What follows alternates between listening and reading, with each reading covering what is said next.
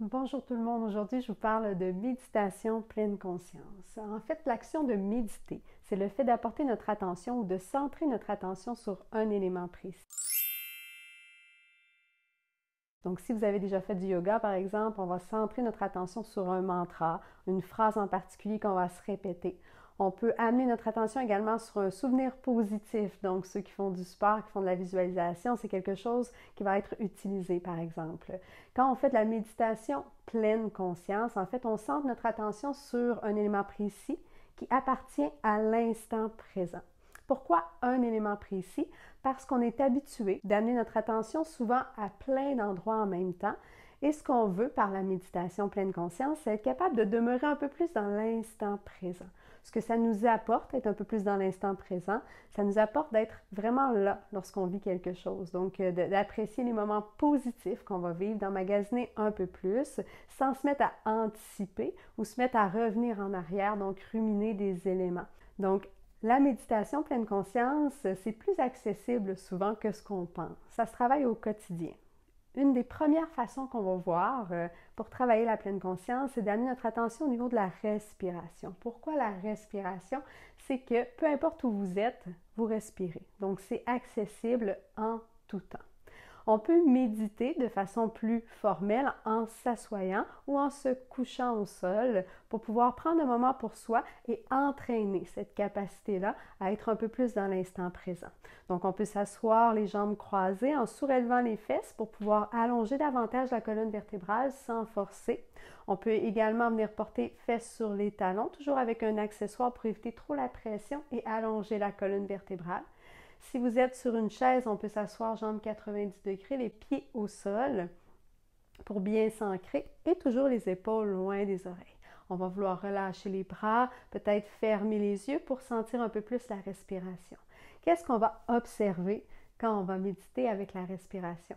En fait, on va vouloir observer un élément précis encore. Donc, se centrer sur un élément qui nous permet de revenir continuellement à la respiration. Donc, que ce soit le mouvement créé lorsqu'on inspire ou lorsqu'on expire, ou l'air qui entre et qui sort de notre nez, donc la sensation qu'on a au niveau du nez. Donc, c'est vraiment de trouver notre ancrage à nous qui nous permet de revenir toujours ici, maintenant.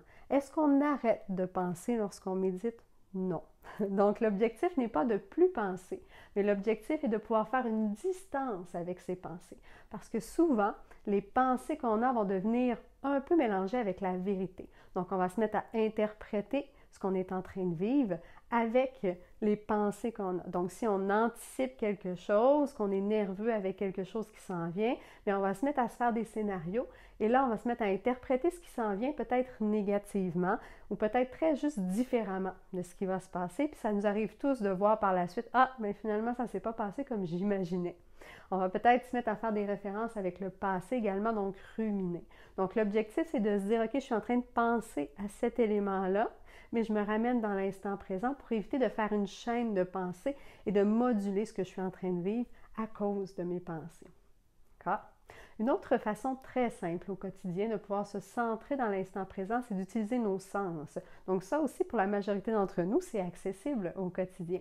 Donc de pouvoir se promener, par exemple, dehors et écouter les bruits qui se trouvent autour de nous.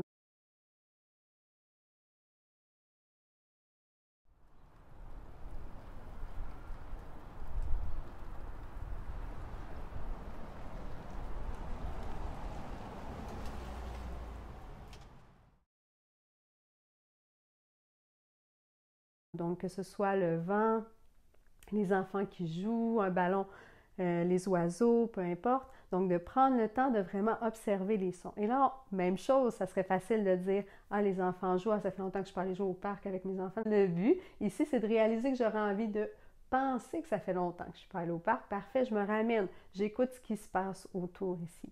On peut prendre le temps d'écouter les pieds au sol, de ressentir la foulée. Ceux qui courent, de prendre le temps de sentir les pieds qui se déposent au sol, de regarder les couleurs autour de soi. Donc, ça se fait au quotidien, en marchant, en buvant un bon café, prendre le temps de sentir le café, de goûter. Donc, l'objectif est d'utiliser ça au quotidien. On peut entraîner la capacité à être en pleine conscience par un exercice formel en étant assis, par exemple, en méditant sur sa respiration, en écoutant les sons qu'il y a autour de soi, et ensuite l'intégrer de façon plus informelle dans notre quotidien. Donc, de vouloir à tout moment se recentrer dans l'instant présent, si on se sent envahi, si on sent qu'on pense à trop de choses, que ça devient mélangé dans notre tête, ou tout simplement si on réalise qu'on est en train de manquer ce qu'on vit présentement parce qu'on est ailleurs plutôt que d'être ici maintenant. Donc, de tout simplement revenir à ses sens, revenir à quelques respirations pour se replonger dans l'instant présent. Donc, je vous invite à partager vos petits trucs avec moi sous la vidéo, peut-être partager la vidéo et laisser un like. Merci. Ciao!